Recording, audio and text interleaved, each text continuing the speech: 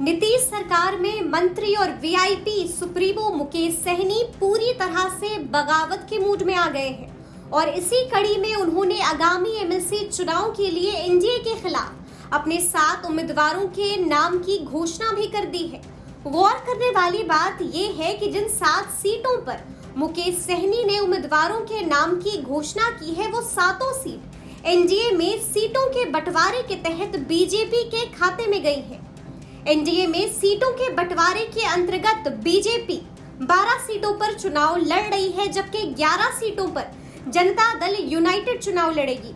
इसी दौरान पटना सिटी गुरुद्वारा पहुंचे वीआईपी पार्टी के अध्यक्ष मुकेश सहनी ने मत्था टेका और कहा कि चुनाव में व्यस्त रहने के कारण वो गुरुद्वारे नहीं आ पा रहे थे।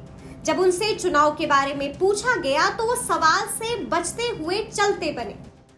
और ये मेरे लिए सौभाग्य की बात है कि अचानक हमें ये मौका मिल गया है, तो निश्चित तौर पे माथा टेका और मैंने बिहार का कामना किया कि बिहार के जो 12-13 करोड़ जनता है सबका कल्याण हो, बिहार हमारे आगे बढ़े, नौजवान आगे बढ़े। तो यही सब उम्मीद से आए हैं और हम कोशिश करेंगे कि ये सारे हमारे सब जो हमने मांग रखा है गुरुद्वारा में हमने प्रभु से, वो पूरा हो। अच्छा मुकेश जी, ये बताइए कि अभी आप चुनाव से लौटे हैं।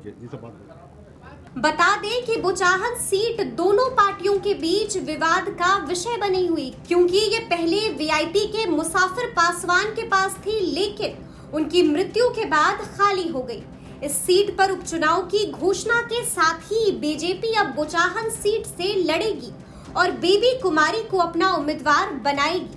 इस फैसले पर बीजेपी की तरफ से क्या प्रतिक्रिया आई है, जरा वो भी सुनिए। कोई भी गठबंधन में रह करके और अपने सहयोगी दल के भावनाओं से खेलना चालू करता है और शिष्टाचार की सीमा को जब लांघ जाता है तो उसके लिए कुछ बच नहीं जाता है।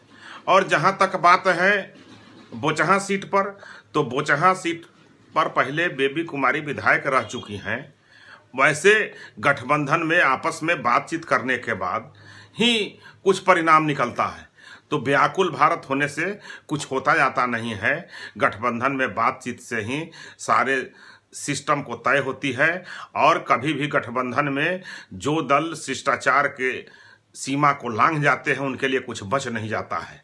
और जो गठबंधन शिष्टाचार में रहते हैं वो एमएलसी चुनाव में देखिए हम साथ साथ लड़ रहे हैं। हमारे गठबंधन के साथ किस तरह से अच्छी तरह से हम सीटों की बंटवारा करके और सारे सीटों पर विजयी होंगे।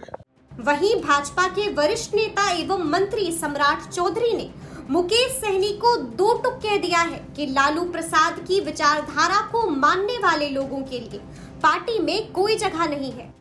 नहीं, ऐसा कोई मामला नहीं है। कोई भी विचार यदि किसी ने व्यक्तिगत दिया है तो एनडीए में बैठ के लोग इस पर विचार करेंगे। लालू जी की विचारधारा को मानने वाले लोग हैं। लालू जी के विचारधारा के लिए तो कोई जगह नहीं है एनडीए में, ये बात तो क्लियर है। इस फैसले पर आरजेडी के तरफ से भी प्रतिक्रिया आई है, जरा सुनिए। आप लोग कह रहे हैं कि बीजेपी वाले फलना ये कह रहा है रिजाइन करने के लिए सहनी जी को, तो पहले तो मुख्यमंत्री का रिजाइन मांगना चाहिए, त्यागपत्र मांगना चाहिए, क्योंकि उन्होंने भी बीजेपी के खिलाफ में वहां चुनाव लड़ने का काम किया है। सहनी अकेले थोड़ी हैं। वो सहनी अगर मुख्यमंत्री को रिजाइन करने के लिए मांग करते तो एक समझ में बात आती। ये सहनी जैसे लोगों का रिजाइन मांग कर ये अपने आप क्यों फंस रहे हैं? गरीबों का ये बिगाड़ना चाहते हैं, अति पिछड़ों के विरोधी हैं, इसलिए ये चाहते हैं कि। बता दें कि मुकेश सहनी ने ऐलान किया है कि अन्य 15 सीटों पर वे एनडीए के खिलाफ अपना उम्मीदवार नहीं उतारेंगे, बल्कि उन सीटों पर वो एनडीए उम्मीदवार का समर्थन करेंगे। अब आगे देखना ये होगा कि एनडीए का ये गठबंधन एमएलसी चुनाव के बाद क्या रुख लेता है। पटना से रोहित कुमार और राजेश कुमार झा की रिपोर्ट, बिहार तक।